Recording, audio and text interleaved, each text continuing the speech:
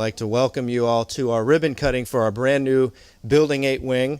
I'd like to thank Superintendent Pons, Senator Montford, and Board Member Alva Striplin for being with us today, as well as all of our other guests that have joined us.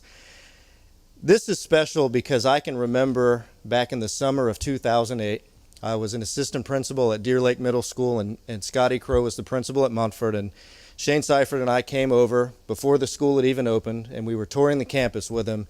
And Scotty was very proud of all the land on this campus, and he said, this is going to be for expansion in the distant future. Well, that future got here sooner than we thought, and that future is now. Montford certainly has a special place in my heart. Having worked here, having been the inaugural principal, it's always a special place to come home to. I feel like it's home, and it's a special place for me to always come back and see a celebration like this when they expand and have a ribbon cutting and open a new wing. Montford is a true community school, and it's important that we can continue to provide first-class education for all of the children that are in our school zone. I'd like to give a special thanks to Superintendent Pons and our school board for making this possible and showing the leadership that they needed to get this project underway. Well, we're trying to make sure that we're a statewide leader when it comes to interaction with our students, using technology to motivate our students so that they're in touch not only with what's going on in our state and our nation, but with our world.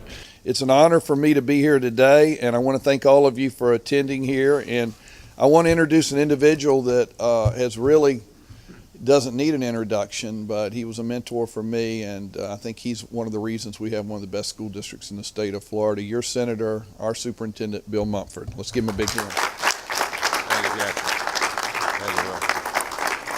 Thank you, Mr. Superintendent. Mr. Pons mentioned here a minute ago about naming the school after me, and Jack, I want you to know a day doesn't go by that I don't thank you for that. It was not easy. You know, you're supposed to have been dead 10 years before they name a facility after you. And but the superintendent believed enough in me, and I believe enough in him today that he stepped up and said, let's do this. And it was just unheard of. And it hadn't not been done since Mr. Amos P. Godby back in the 60s. And so, Superintendent, I won't ever forget that and appreciate that. And the board went with your recommendation. It is a real special thing in my life. What I know is that he talks about it all the time.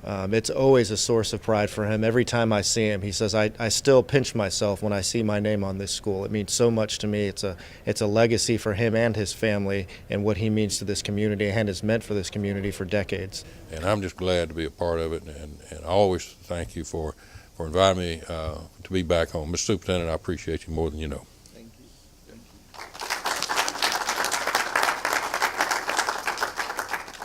All right, at this time we're going to take a short stroll down to Building 8 so we can cut the ribbon.